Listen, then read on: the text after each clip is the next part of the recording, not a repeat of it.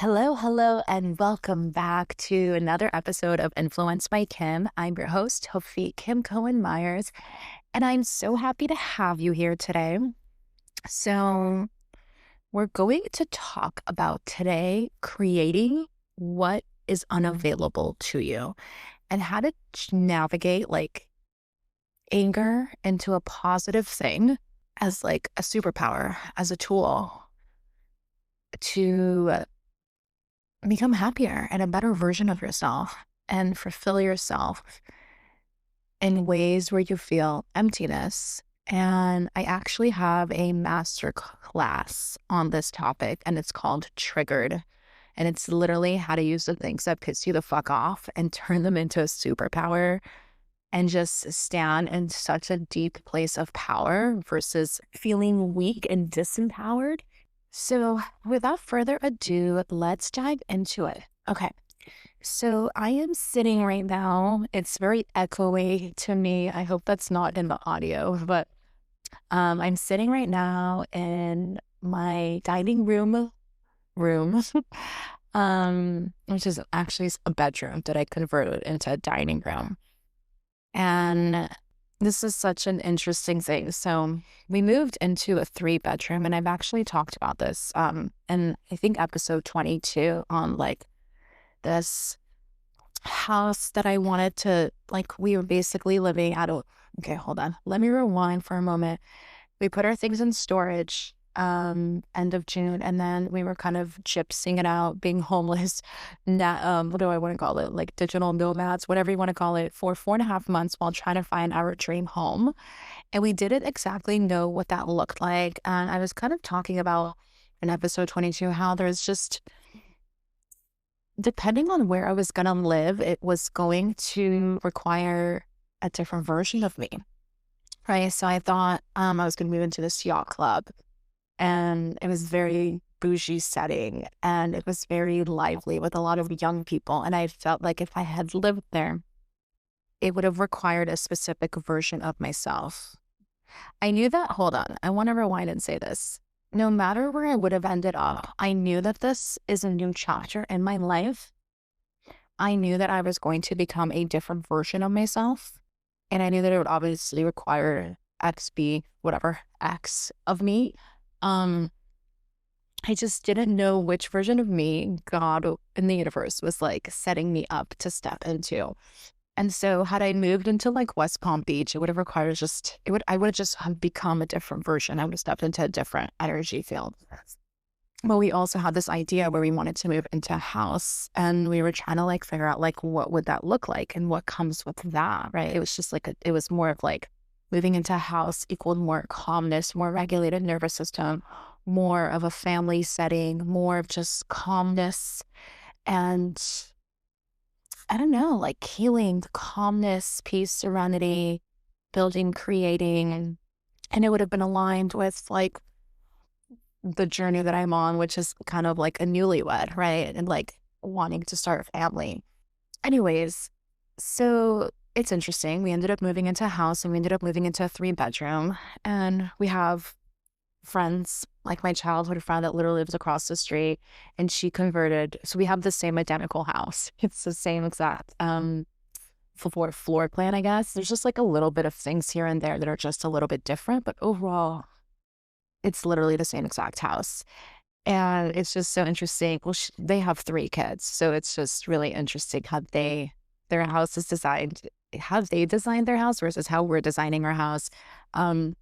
So in that spare room that I turned into a dining room, it's the kids' playroom, and it was the baby room, and she had a bed there, and she was sleeping with the baby and downstairs. And I actually don't even know what we were thinking of doing in this room. All we knew in our other house is that 2-bedroom was just not enough for us. We needed space because we just need space. Ben does real estate, and he just makes phone calls all day. And it's so funny because when it comes to business, Ben gets very not sass, but he's very confident, and he's actually really loud, and he talks like really loud, and it like literally, it's a turn on. It like turns me on. I'm like, damn, that's hot. Like, good for him. Like, I just hear him, but it's like you can literally hear Ben through the fucking door. If I'm sitting in the living room and Ben is in the bedroom, like across in our other house, like you can just hear him through the door. And for me, who I need like pure silence to concentrate or to focus or to not make mistakes, because I do have like ADD, whatever the fuck you want to call it. I need pure silence. I need zero distraction. And so it just like, and I also have a rule where like no business can be conducted in the bedroom. I think that you should protect your energy fields, and a bedroom is a bedroom.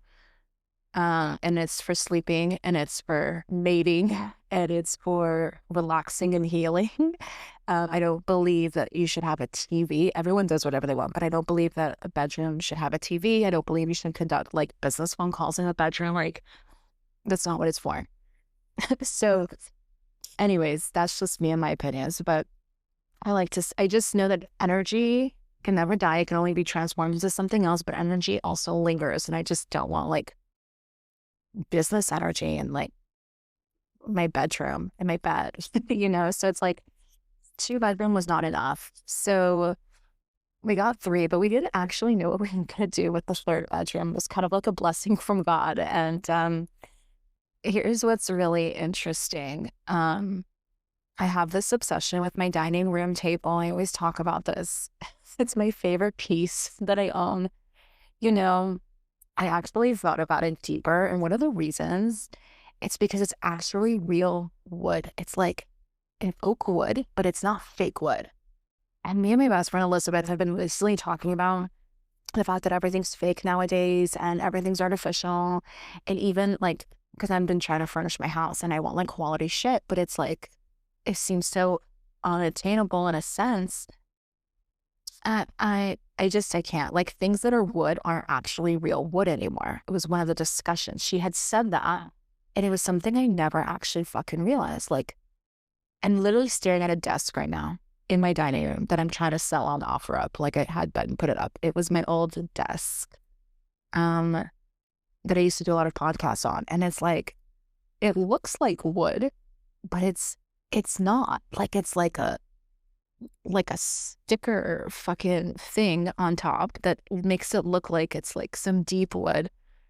But what happens is nowadays, like, everything's done so fucking cheap that like they just like kind of shred a bunch of pieces of wood, essentially, kind of like a shredder. Like, I don't know, in offices they used to shred paper. Well, now they take wood and they shred it into like a bunch of tiny little pieces, like a pencil sharpener, and they mold it into like a square or like a rectangle or like a fucking circle. And then they put a sticker on it. They like patent it on top with like a sticker that looks like wood, and they're like, this is wood. And it's like, no, like it is in a way, but it's not like fucking wood. You get what I'm saying? Like, do you get it? I just have a problem with fake shit. Both emotionally, spiritually, and physically. I hate fake people. I hate fake things. I hate like just fake shit, fake brands. Like, like, I don't know, when I was a kid, we didn't have a lot of money. So my dad bought me like fake Adidas, and I had like an extra D. Like, I don't like fake stuff. I don't like fake people. I don't like fake furniture. I don't like fake food. I don't like fake. Just give me fucking real shit, okay? I just want real shit. It's so fucking hard to find in this world. Everything's like artificial and fake. So my oak table in my dining room, the one that we're talking on right now, literally, oh my God, everywhere I stare, I just like, this is fake, this is fake. I want to get rid of all the fake. I want real shit. My oak table is real wood. It's a fucking piece of wood that's so beautiful, and you just feel the difference. It carries a different vibration. It's pure wood. It's a huge chunk of wood of a table that fits like, I think you can put like 8 people around this table. The reason why I'm talking about this table is that I refuse to get rid of this piece of furniture. Get rid of my bed, and anything. Get rid of my bed, my desks, my dining, like everything. But I refuse to get rid of this table. And one of the things is, a lot of times when we looked for apartments, we didn't have a dining room area. Meaning I couldn't have this table. I'd have to get rid of it. And it was like, no. find a better fucking house. Like, we're not getting rid of the table. So when we moved to this house, we're like, where are we gonna put my table? Like, my table. Anyways, and when I had bought this table originally, I bought it when I moved to Miami in 2020 with zero fucking friends. I rented another penthouse and it was 3 bedroom, and I wanted to host dinner parties. But then COVID happened, and I thought I had this whole vision that I was going to meet all these people and I was going to host dinner parties at my house, and we were going to sit around this table. And I got the table to host dinner parties and Shabbat dinner and holidays around. Like, I wanted a space to be able to host people, and I never got to do that in Miami until fucking tomorrow. And I'm so excited about that. So 5 years in the making. Now I do want to rewind. I did like host like my brother and my dad, or like my, I don't know, my sister, but like it doesn't really fucking count. I'm talking about like, I never hosted strangers in my house. And it's actually interesting because it's always been like my mom's thing, my grandma's thing, but really it's my mom's thing. My mom is obsessed. It's like her calling in life, if you ask me. My mom is obsessed with hosting things, okay? Every single holiday, we always had like 40 to 50 people at her house. My mom is that amazing woman that just invites anyone that's single, anyone that's by themselves, anyone that doesn't have family, anyone like my mom, and also obviously people with fam. But like, the door is always open, kind of a thing. She invites everyone. If they have a friend in town and like they want to bring someone, like bring your friend. Like my mom has just like, and she's obsessed with cooking and hosting people. And it's actually really interesting because growing up, I kind of hated it. But like when you get older, you're like, fuck, I kind of like miss like that vibe. But like as a kid, I'd be like, I don't know if it's as a kid, teenager in like early 20s. I just feel like I don't think it's as a kid. As a sensitive, spiritual person who's very sensitive to energy, touch, frequencies, and vibration, I just don't like strangers in my house. I don't like to say hi to people. I've been like this since I was like a kid, you guys. I don't like to say hi to people that I don't like. Don't force me to give a hug to someone that I just despise and fucked you over. And I already heard the story and how they lied and cheated you and stole from you because, you know, like these sorts of things would happen. And like my parents are very forgiving, but I'm not as like, I forgive, but I don't fucking forget. I'm an incredibly forgiving person, but I don't fucking forget shit. I will hold a fucking Schindler's List to your ass. I won't give you every details, the dates, the time, the everything where shit went down. But like my parents have this thing where like people would fuck them over and they'd like say they're sorry, but like significantly fuck them over, like steal money from their business, like do like significant shit. And then they like would forgive them and invite them. And I'd be like, no, you motherfucker. No, like I see you. My 16-year-old self, and I said it and make you fuck it in my house, you piece of shit. Like I'm gonna fucking fuck you up. Like I will fuck you up with my eyes. I will laser beam, scare the shit out of you and intimidate you that you never fuck with my parents. Like true story.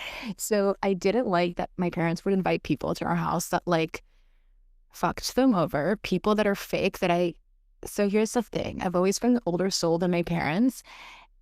And it's like, anyone that I didn't like of my parents' friends, I just despised, didn't get along with.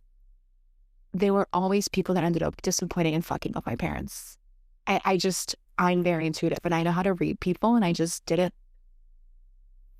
I don't know. I didn't understand that when I was younger, the gifts that I have, that I'm just really good at reading people, and I'm really good at reading bullshit and fake shit. Like my parents are really bad at reading people. My parents are just terrible judges of character, and I'm an incredibly good judge of character. And so, yeah, I just feel fake shit. And like, eventually a lot of these people would fuck my parents over and shit in just different ways. But like, the point is, I didn't like people at my house that I don't fucking like. I don't like people that fuck my parents over financially or friendly, or like whatever the fuck.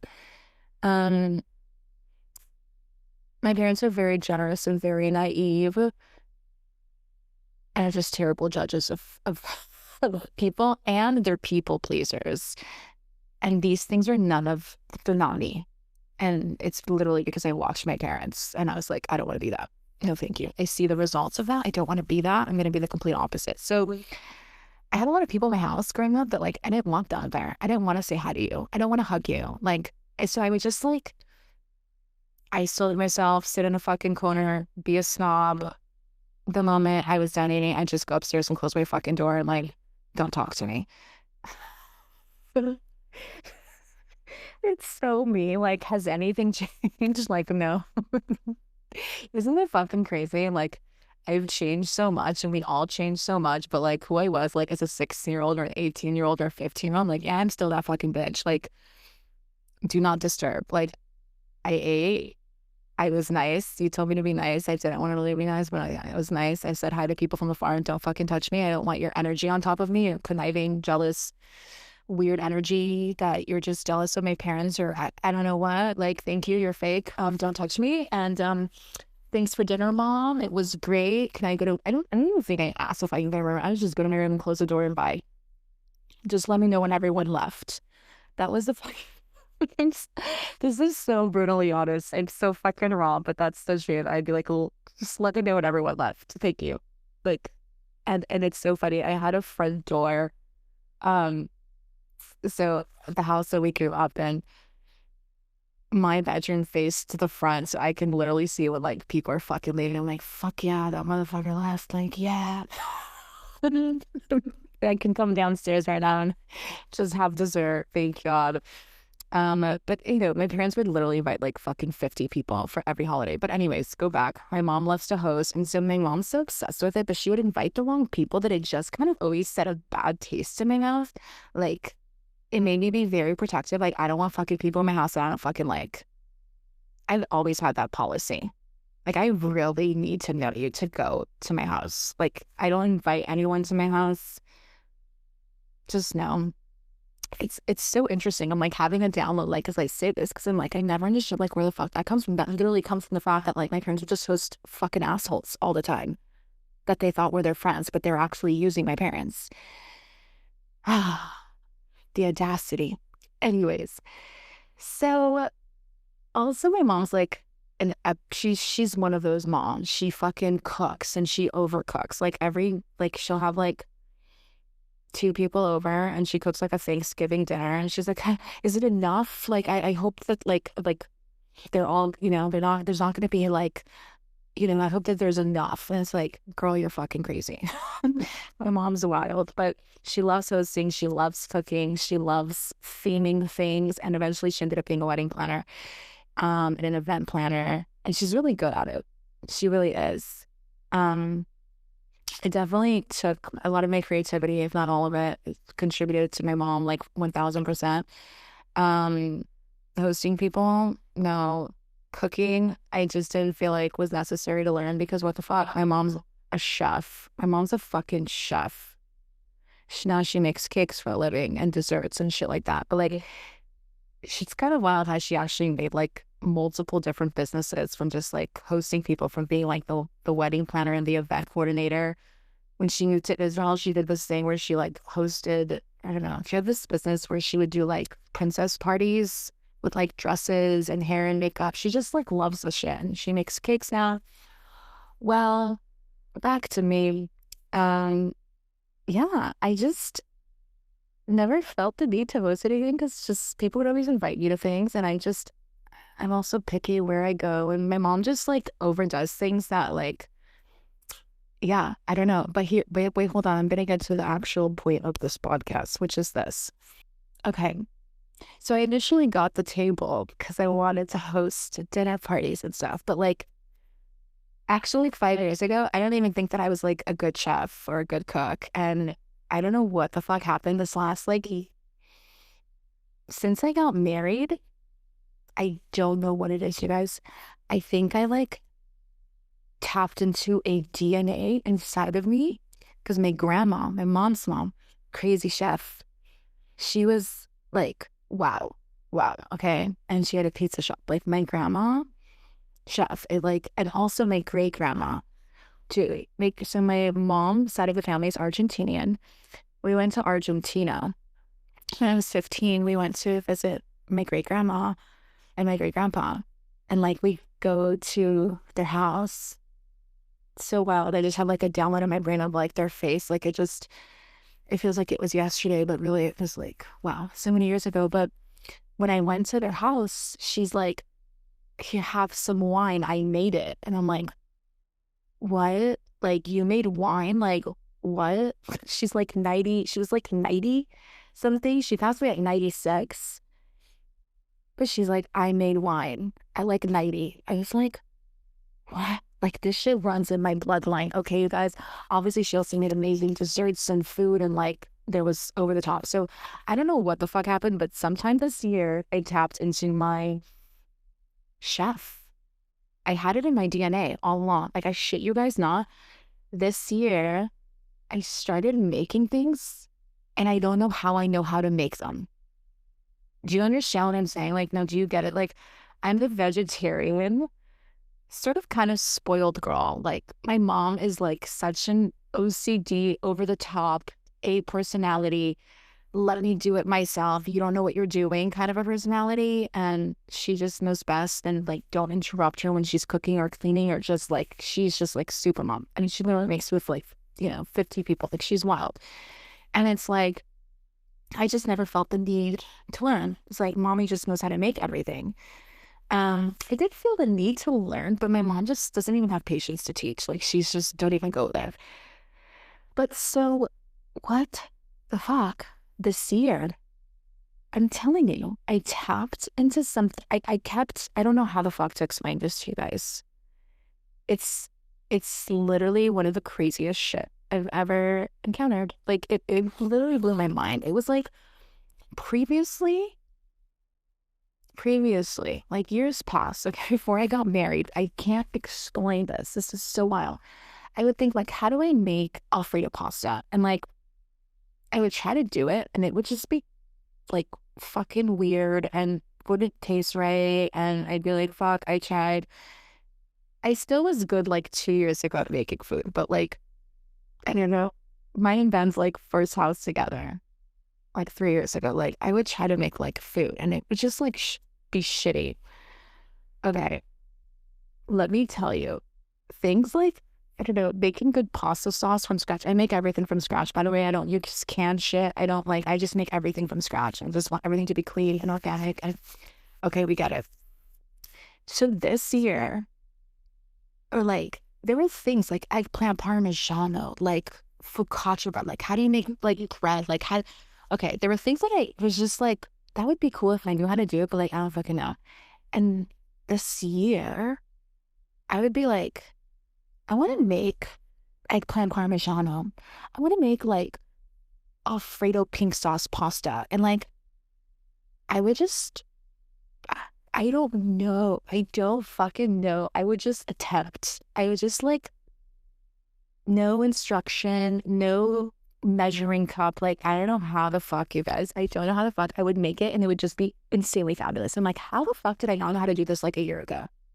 And all of a sudden, I just know. I just know. I don't know how I fucking know, but all of a sudden, I just know the seasonings to put in and how much to put in. And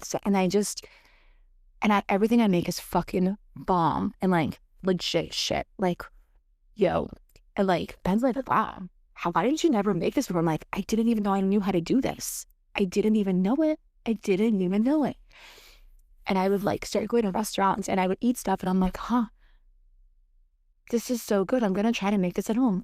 I think that there's garlic in it. There's a little bit of onion. I was just trying to become like a chef. It's so fucking crazy. I don't know if you get me, but have you ever like tapped into some DNA, like shit that's in your fucking DNA, and you're like, how do I know this? I don't know. I just know. This is crazy. I started making like crazy dishes that are pretty impressive.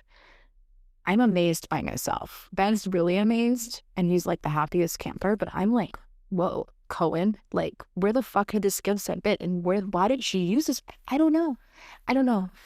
Okay, I had to rant about that, because that's been crazy to me, that everything I try to make, I make, and it's good, and I don't follow instruction. I don't, like, I have like a cup, and I like kind of measure. I don't have like a professional fucking cup. Like I just use a fucking mug, and that's a cup for me. Okay. I don't have like a little measuring tape, and like I eyeball things. Okay. And I just make bomb fucking things. But that's not what this podcast is about. But like also, how fucking cool is that? I don't think I've ever tapped into anything in my DNA like that. Like in my lineage. Like that shit goes deep in my lineage. Okay, but like now for reals, let's talk about the topic because this is actually really deep. I feel like every podcast episode that I record, I just want to hit play and talk directly exactly about what I want to talk about. And it never happens. And you know what? It wouldn't be me if it did happen because it's just not, I'm a storyteller, man. I recently took a personality test, and one of the things, a personality test? Yeah. No, ChatGPT gave me some information about my birthday and like blah, blah. And he said that one of my things is like, I'm a storyteller. And it's true. I also got that from my mom. But hold on, let's talk about the actual topic, which is creating what's not available.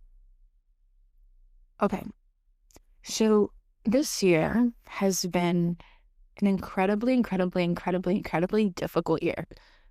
The worst year of my life. I have mentioned this. Like, please let that shit be fucking over. Like, I see people. You should see my body language. I'm like, with my fingers.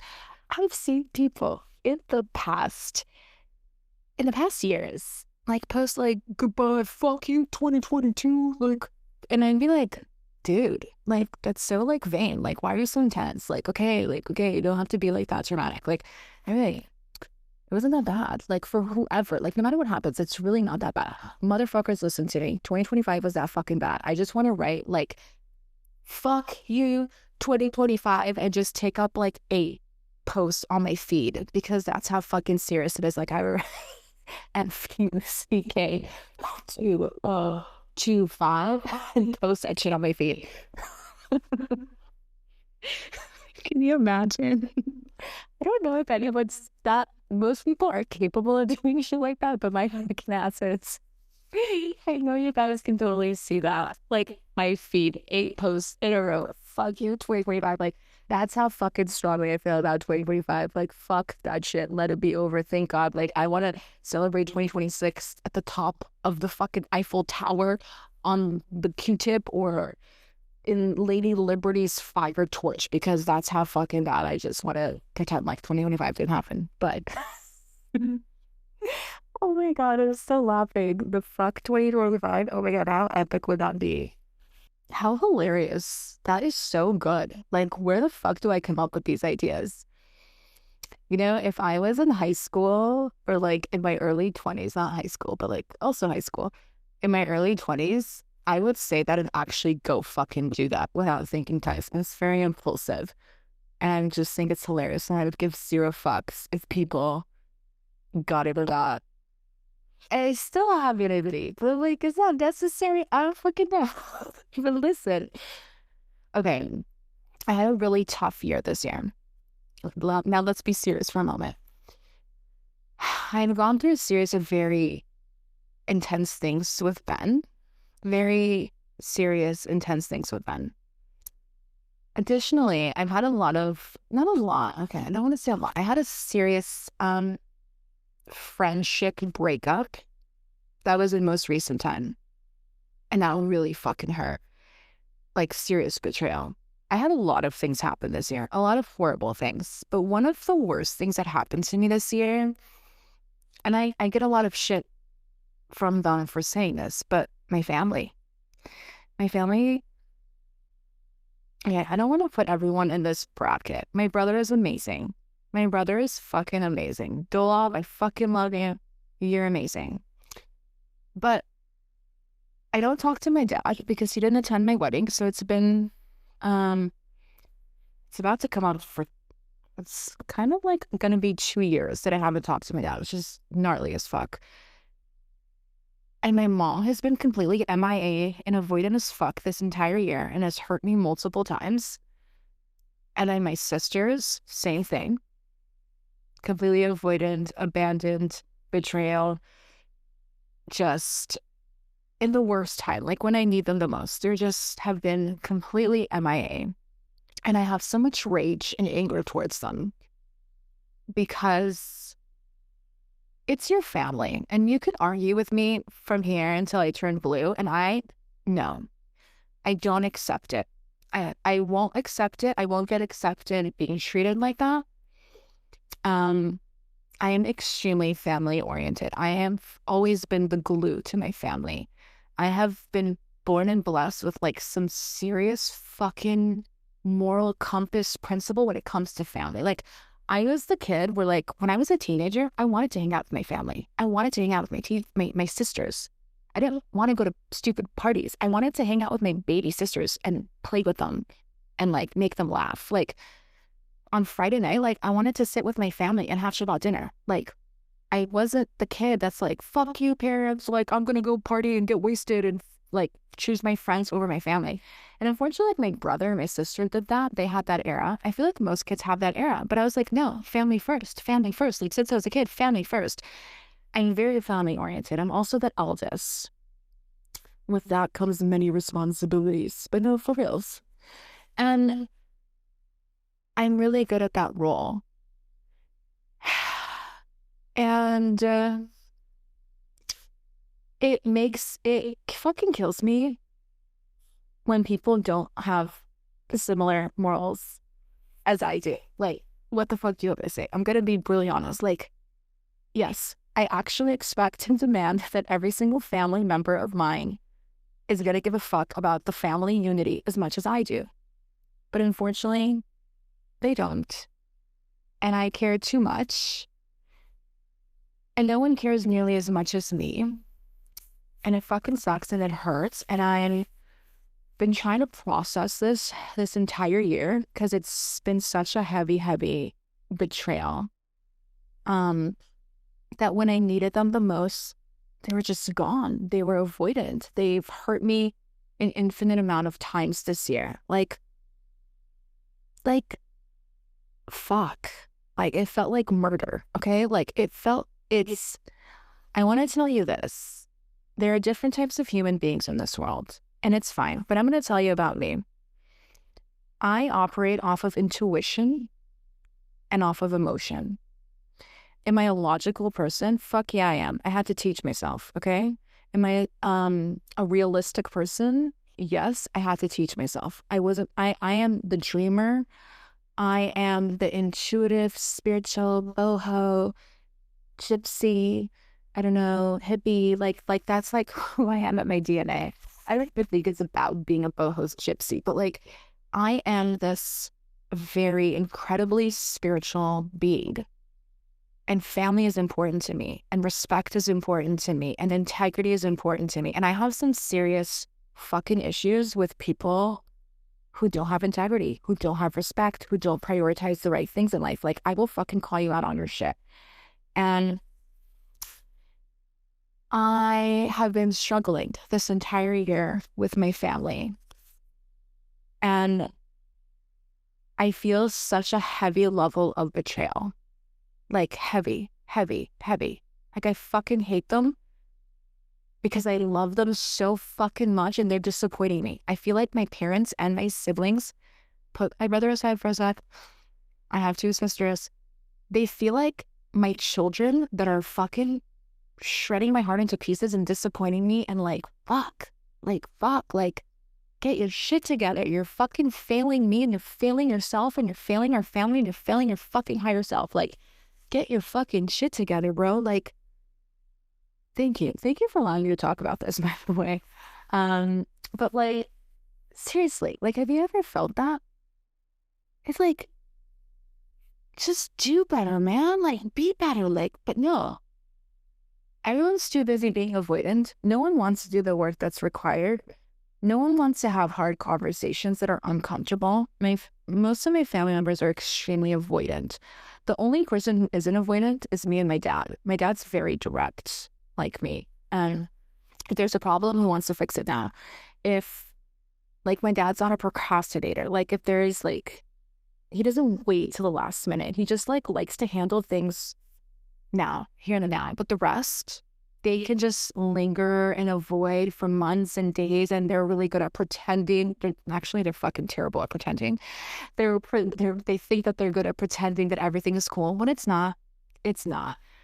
And they do this thing where, and I'm sorry, but I'm probably calling some of you guys out that are listening to this, but I'm just letting you know how it feels on the other side, because it's not fucking fun and it sucks dick and it's out of alignment. And can I expect everyone to be me? No. But it's sad. It's sad when you care about something so much. Like, I don't know, that you're part of something, right? Like a club, a job, a business, a thing, a family, and you care so much, and you're the one that cares, it feels like the most. It feels like you're the parent of everyone in this fucking family unit, and you care the most, and no one cares that much. And no one's that emotionally involved. It's like, and this isn't business. This is family. This is supposed to be like the depths of your fucking soul, man. Like your fucking bloodline. Like, what the fuck? And I know, my brother always tells me, he's like, just so you know, like, we're lucky, it's like a lot of families are fucking crazy, and we're crazy, but we still love each other. Like, we might not talk to each other, but we still love each other. And like, yeah, that's true. But I actually feel like this entire year and a half, like, actually, it's not true. Like, I actually think that that's like an old narrative where I used to believe that. And I think that my dad broke the family unit. He broke that. My dad broke that. We all love each other. We're always there for each other. This is what my brother always says. We might be fucking crazy, but we all love each other, and we're always there for each other. And it's like, yeah, but my dad like broke the lineage of that. Like, when he decided to not come to my wedding, he just like, I don't know how to explain it. It was kind of like we were all tied together, like, what are they called? Like a cord. There's this thing called cord cutting in the spiritual realm. It's like when you cut someone out of your energy field and you really want them to be cut out. Like, it was like we all had a cord that were connected as a Cohen. And like, the moment my dad decided to not come to my wedding, he like cut us all up together. Like, he didn't just cut himself out of the family unit. He like kind of took scissors and cut everyone individually, and everyone's been scattered and confused and weird and lost, and the unity is gone. We used to have a family group chat. It hasn't been active. We had that shit for years. Of course, I kept it together. We had that shit for like, on WhatsApp, we had a family group chat for like easily 15 years, and it's been gone for the last year. Like, and sometimes in the family group chat, there were times where people were mad at each other and people didn't participate. There were times where we weren't, I wasn't talking to my dad for like a month, or like my sister was fighting with my dad for like, it's always fighting with my dad, right? Or like me and my sister weren't cool with each other, but like the family chat still kept going on, whereas shit's gone. It's not the same. Here's the thing.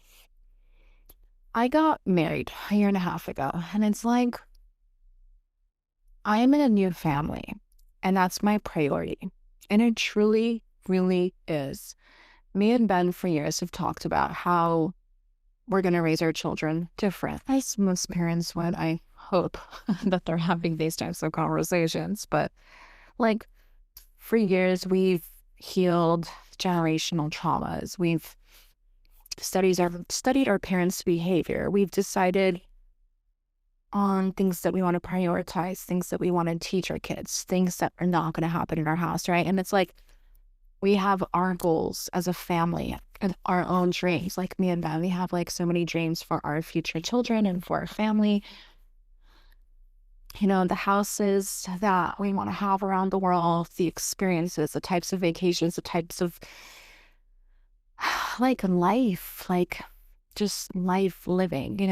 We create vision boards every year on New Year, like around New Year's, and like, we're really on board, and we've always been on board on very similar things. And I'm so happy. Like, it's been a moment. It's been like it's like I had to merge and become a Meyer, yeah, I had to merge and become a Meyer.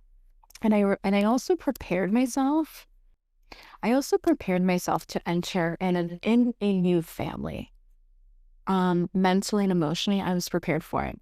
I think I was more prepared for it than Ben was, to say the least. Ben didn't think about it, as most men don't. But okay, and so although I was prepared for entering a new family and creating my own, and I'm very intentional in everything that I do, I still wanted to be part of my original family.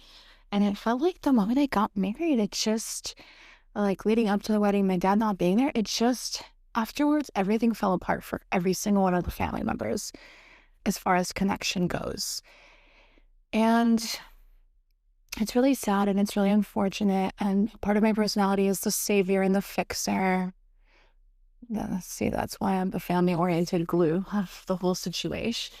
Um, and a lot of my family members too, they come to me because they know that I'm direct, but I'm very different than my dad. I'm like the healed version of my father. My dad has a lot of great tendencies, but he has a lot of unhealed trauma, and he traumatizes everyone with it because it's like this narcissistic thing, right?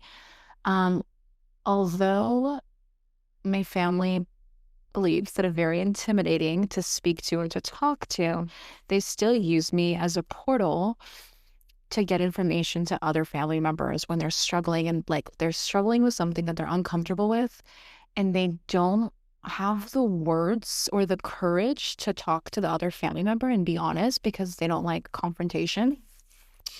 And they're very avoidant. And so a lot of times they'll use me as a tool to or seek advice on how to say something or get perspective or have me deliver a message in a gentle way where I know it will be perceived. So it's kind of interesting how I am used in the family dynamic, but nevertheless, so my mom and my sister lived in Israel. Actually, my mom and my sisters lived in Israel since my parents got a divorce when I was 23, right? Now I'm 40. And so when I was 23, they moved. They lived there for 15 years. Maybe more than 15 years. I was 23. Like maybe 16 years. I don't know. I don't even understand the timelines anymore. I don't understand time. Didn't even get me started on time. But essentially, a year ago, yeah, I guess it was 16 years. A year ago, they decided to leave Israel after the October 7th thing happened. And my brother had helped them move to LA. So my mom and my baby sister, my other sister, middle sis, stayed in Israel. And so that transition that happened in November was very not as smooth as most would have liked. There were different things that happened to different, like, how do I explain it? I was just trying to prevent, I was trying to help my mom. My mom is always an over planner. I was trying to help my mom, I was trying to help my sister, I was trying to help my brother. And this is something that constantly happens. Ben always finds this entertaining. Not entertaining, but he's just kind of like rolls his eyes at this, where my family knows that I'm right and they hate that I'm right. So instead they avoid and just pretend like they don't need me because I'm almost like a mother figure even to my own mom, because I just have a lot of wisdom. I'm life smart. It's a soul age thing. It's not a human age thing. It's not a biological age thing. I'm just an old soul, and I'm really wise, and I have a lot of life experience, and I'm like a mindset coach, and like a business coach. I understand the mind. And so I'm a very prepared person, as you saw. Like if you look at my wedding, you understand. Like I feel like when people saw my wedding, I'll say this, they understood the level of OCD and organized and how I literally think of every fucking thing. I don't forget anything, okay? I don't miss a fucking detail. And so that's how it is with all my trips. That's how it is with my house. Like I'm like literally decorating each room like it's a fucking, like it's a wedding. I have like vision boards and I'm like very detail-oriented. And I'm just a well-prepared person is something I recently realized because I've been telling Ben a lot recently that he needs to be better prepared. And I've been telling him this the entire year. And I actually came to realize that I'm more responsible than I ever gave myself credit for. But anyways, before my mom moved to America, I was like, where are you going to live? What are you going to do? You need to think of this. Maybe you should do this. And she's like, don't worry about it. Don't worry about it. Like, your brother's got this. And it just, when I asked my little sister, like, hey, like, you should, start looking for jobs and you should, what are you going to do? Like, this should be your game plan. Like, you should do this. And it's like, no, just leave me alone. I don't want to talk about it. Like, our brother has it. Like, he's going to help. And it's kind of like they did that. And they did that because they knew I was right and they were avoiding it. And they're like, we'll figure it out later. And then, of course, it's always like my biggest fears manifest. And then obviously they come to America. And I was like, if you don't prepare and you don't do ABC, you're going to get X results. You're going to, like, you're coming with X amount of money. You need to be prepared. You can't just like come and like chill for like a month. You need to like find a job. You need to find a car. You need to do this. You need to find a house. Otherwise, X is going to happen. And you can't allow this. I did all this like scenarios with them. And they're like, no, we got it. We don't need you. And then what happens? Everything I said would happen because nobody listens to me. And this is like a constant ongoing theme where like they know that I'm right. They know that I'm smart. And so it's like annoying to them. And I'm not trying to be smart. I'm just genuinely trying to be helpful. Because at the end of the day, there's always a price to pay. And who pays the price is normally me and my brother. Financially, emotionally, like all the things. So it's like, I almost think that it's selfish to not take my advice because if they fuck up, my brother physically pays for it in money or me or whatever. But the point is this is like an ongoing thing. And so obviously what I said was going to happen, happened. When I came to America, they didn't have a job. They wasted all their money. It's ridiculous. But the point is I was going through something very traumatic in my life. And I really needed my mom and I really needed my sisters. And each and every single one of them repeatedly just like disappointed me and broke my heart. And it's been the most just hurtfulest thing ever. Wait, hold on. I understand why I talked about all of this. Because when I found out that my mom was moving to America, I got so happy. Me and Ben got so happy. We're like, we're going to get to go to LA. Not that we like LA. We hate LA. But we're like, oh my God, family. Now we get to do holidays together and Shabbat dinner and Thanksgiving and Hanukkah and Passover and New Year's. And we were so ecstatic about our experience with my family. And it like, they started like the holidays together in December last year, right? And we were like watching through FaceTime, like my sister had flown from Israel to them and everyone was just having fun, playing games. And we were so fucking sad. We really wanted to be there. But Ben was just going through something in his business and we just couldn't physically be there. And we're like, oh, we'll just like, it was shitty. It didn't make Ben feel bad about it. We're like, oh, so we'll have more opportunities. But we just like had this whole like beautiful idea, like we're newlyweds and we're going to have family in America. And like one of our parents, like, our dads are out of the picture. So at least we have my mom and she loves to host. And, like we're just going to have so much fun. And like none of it happened. It's actually like quite the opposite. It's like they just keep having parties and not inviting me. They just keep like, I don't know, going on trips and not inviting me. And it's like, what the fuck? So here's what I want to say. And this is ongoing. And this is one of the things that's been really hurtful. And additionally, it's like the whole family is here, right? Like I'll look at like my sister's stories. They're like not talking to me or whatever the fuck. And it's like, oh, the family is together. And it's like my dad, my mom, my siblings. And it's like, what the fuck? Like, what the fuck? And they constantly exclude me. And I think it's disgusting and it's fucked up on every level possible. And I get it. They're in LA. I'm here. And I think that like God set it up that way. Like he always put me away. Like the moment I turned 18, I left my parents' house. And for good reason, because I went and I healed and I became a good version. I could have never healed or become who I am today had I lived in my family house where my dad's a narcissist and my mom's never emotionally available to her children, but she's emotionally available to everyone else, and people pleasing and like weird stuff. Like I could have just never healed from this. But what's it's been really hard to watch from afar, watch them celebrate, watch them do birthdays for one another and not be invited to things because they forgot, because it's not a big deal, because who cares? Because like, I fucking care. I fucking care, motherfuckers. Like, I care. You know that I care. I probably care more than any of you guys. Like, because I'm the most family-oriented member of the family. Like, but it kind of feels as though, like, since I got married, they've just kind of, like, continued on the family without me. And it's been really difficult and hard and extremely hurtful. Extremely. Especially in this time of my life, in this year of my life, where I've just really struggled as a human being, as a soul, like dealing with PTSD, like just crying in the middle of the night in like fucking Mexico and shit, like crying to like, I just want to see my mom. I just want to see my family. I would wake up crying, like I just want to see my family.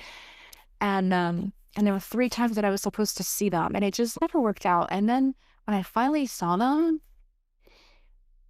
it just wasn't, it's never as it seems like it's going to be from afar. No matter how much I prepare, no matter how much I try, it's never as it seems. And it's always heart-wrenching and disappointing, and it's really fucked up. But the point is, and all of this is like, I've missed a lot of events this year. I've missed Passover with my family, and not always because of me. Sometimes it was because of, because of Ben was going through stuff, and a lot of times I wasn't invited. My sister turned 22. She had a birthday party. My other sister got like legally married and had a wedding and like told me like 5 fucking days before it happened. Like, what the fuck? My brother had this amazing party, but we couldn't go to it for his birthday party. Like, there were all these events that happened that I was excluded from. And I feel, and it's been really hard because we're also not the closest with Ben's mom or his dad. And it just kind of feels like since we got married, we had this belief that once we get married, it's going to be so nice because we're going to get the family that we always dreamed of. It's actually like ironic. It's like I thought I was going to get like this amazing family that I worked on getting a relationship with for like 5 years, and then from Ben's side of the family, and then that was a disaster. And then Ben thought like, oh, I'm gonna get the dad that I never had, and all these brothers and sisters, and they're like treating his wife like shit, and like the dad, it's all fucked up, right? And we just thought that like us getting married is gonna expand our family, and in fact it actually did the opposite. And I understand that God in the universe works in mysterious ways, and they remove people and whatever, like in certain timelines. Like I get all these things, but nevertheless, it doesn't make it any less hurtful. Just being secluded and feeling betrayed and abandoned, like constantly. And it's a mind fuck. It really is. And I get it. Me and Ben are going to create our family. Like we want, all the things. But here's what I want to say. There was an event that happened. I don't even know. Like before we moved to this house, while we were searching for a house, or maybe is it like when we were about to get this house, or I don't know what, but there was an event once again that happened in LA that I was not invited to, and it fucking made me so angry. I wanted to fucking scream and cry and die, literally. Like it was so disgusting. It really was. And so I had this moment where I was like, I tapped into like my inner child. Like, no, I felt like I was the little girl. Like I was bullied as a kid, and I literally felt like this deep level of betrayal. Like I'm being like bullied or left out. Like when I was a kid, I used to have like a lot of situations where kids didn't want to play with me. I would be the last to be picked, like all the time. And it would make me cry, and it would make me embarrassed, and it would just be shameful and hurtful and mean. obviously I'd be secluded. Sometimes kids would pretend like I'm not even there, like I'm fucking dead and a ghost. Um, when I would be, I don't know, it's like, when you get to pick, there's like, let's say like two teams and there's two team leaders and like, okay, I want this person, I want this person, I want that person. There's like me and somebody else. And like, nobody even wants to pick me. Like, it's like an inner wound, right? From like childhood. And I never fucking thought that like my family would re-trigger that. Like, what kind of shit is that? I've obviously grown a lot, and you guys all know like the person that I am today, but it's like, that's so hurtful to me. And as a kid, I didn't know how to like handle that. I would just be in shame and guilt. Shame, guilt, not good enough, wanting to be accepted, like all the things. Obviously, as I got older, I'm like, I don't fucking need you. I can create my own fucking groups. Go fuck yourself, like not even go fuck yourself. Like, I don't want to, I'm just this person where I don't want to be a part of something that nobody wants me in. That's who I am today. Like, there's this, I don't want to be forcefully invited. I don't want to be in places where I'm not wanted, where I'm not respected, where my presence isn't cherished. Like, I don't want to be around fake people. I don't want people to pretend with me. Like, no, thank you. And I'm going to say this, anytime in life where I felt like something was not available to me, I learned to create it for myself. I did this in 2020, in QAnon era. If you were there, you know. In 2020, when in 2020, when the world was shut down, I tried to save everyone that I knew, like my friends and my family, obviously my fucking family. And everyone thought I was crazy, especially my family. My family thought I was nuts. They thought I joined a cult. They thought I lost my fucking mind when I was trying to tell them that the vaccines are going to kill them, that COVID is fake, that it was, something that was made in a lab in Wuhan, China. They thought I had lost my fucking mind. Lost it. My brother literally called me and he's like, I'm concerned. I think you need to go to therapy because you think that the government's trying to kill us and you think that COVID's fake. Like, you need to see a therapist. Like, we're all really concerned about you, Khofit. Like, oh my God, this shit was wild. I was trying to save my family. I always try to save my family. What a role. What a role in this lifetime to pick, Mrs. Cohen. I know. Okay. And you picked the role. You picked this. I somehow picked this in my soul contract, and here I am complaining and talking about it. No, but I'm gonna tell you to be a superhero, so wait for it. So they basically like shunned me.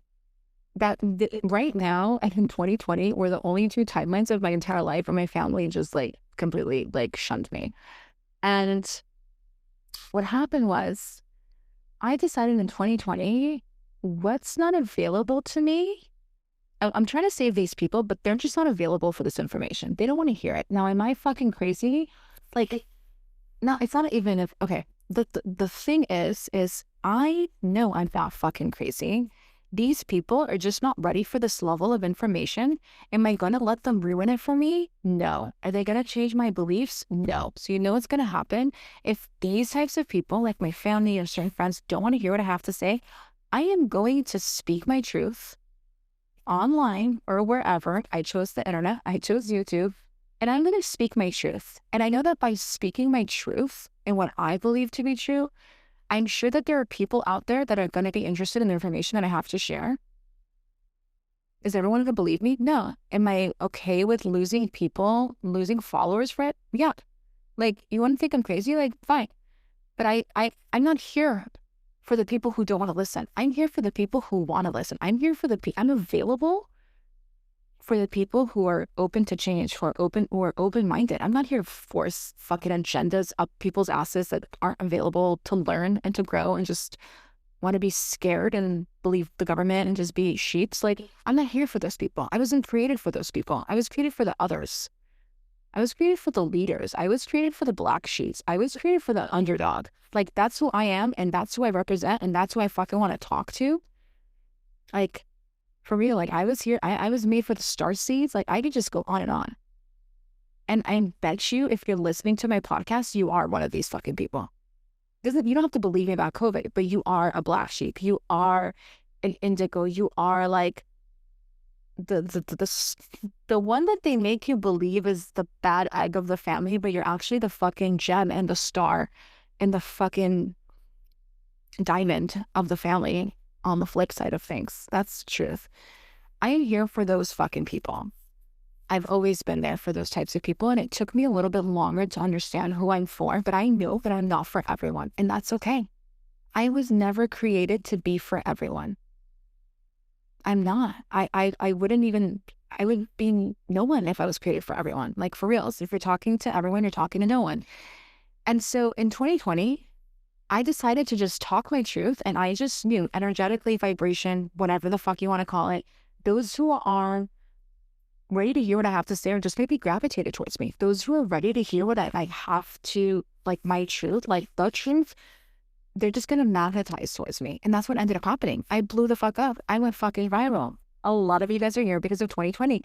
And I didn't give a fuck what my family thought. I was too busy, like, helping the people that want my help. You know what I mean?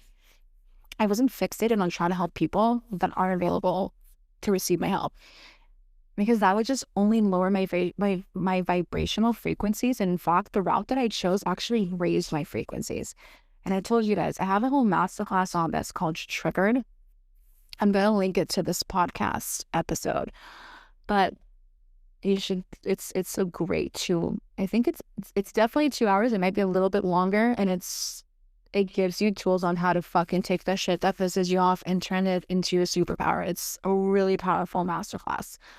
But here's what I want you to understand. And within that, I created an entire fucking army of people, like diehard fans that like loved my fucking truth, man. They fucking loved, they couldn't wait. I would hit publish and like a video, it was obscene. I would watch analytics, like I would hit publish on a video, and I wouldn't be able to, I don't know how to explain this. I would hit publish, and I would try to go, you have to go arrow back and hit refresh to watch the video that you just uploaded. And it literally takes like 10 seconds, maybe 15 seconds, maybe less than 15 seconds.